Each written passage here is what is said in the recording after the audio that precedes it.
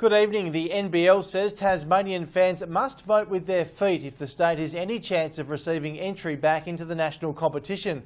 Speaking exclusively to Win News, CEO Jeremy Lowleger says while the Hobart Chargers are doing a good job, there's still plenty of work to do both on and off the court. Jeremy Lowleger joined the NBL in July 2015. It was rock bottom.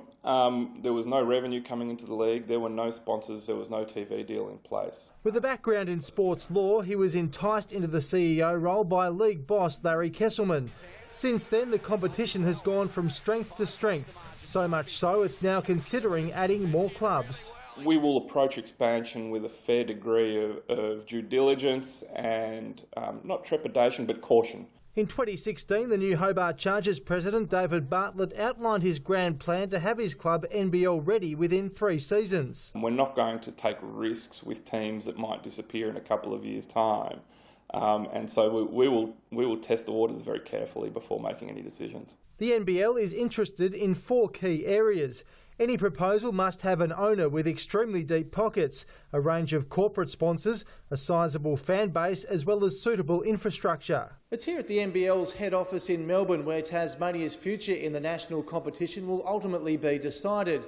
But until the state is awarded another licence, the question is, can Australia's top-flight basketball league be truly recognised as a national competition? Well, that's an interesting question. Lowleger is keeping a close eye on developments in Tasmania. I know that the A-League are exploring the opportunity and certainly we're keeping a watchful eye on that. He's pleased with the Hobart Chargers' progress in the Seabull, but would like to see crowds bigger than the current average of 1,500. That wouldn't be sufficient, I don't think, at the moment to sustain an NBL team. And while the Derwent Entertainment Centre seems like a ready-made NBL venue, times have changed since the Hobart Devils' last match in 1996. For example, we took a game to the Gold Coast and tried the new venue there, and it's an absolutely brilliant basketball facility, but it presented challenges from a broadcast point of view that perhaps we weren't expecting. To gauge support for an NBL team, Melbourne United may play a number of games in Tasmania as soon as next season. Certainly we've had discussions with state government regarding bringing games to Tasmania. We haven't yet had a conversation with state government about a team in Tasmania. The Chargers president wasn't available to speak on camera today, but in a statement, David Bartlett said once the club has grown its average audience to more than 2,000, it'll be in a much better position to attract an owner and build a sustainable business case.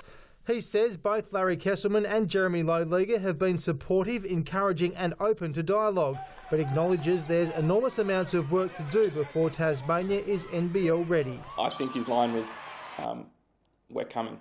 In the meantime, Lowleger has this message for fans. Show your support, get behind the NBL when it does come to town. I hope to see you there for the Harlem Globetrotters, and bit of luck, we'll see some NBL content in Tasmania soon.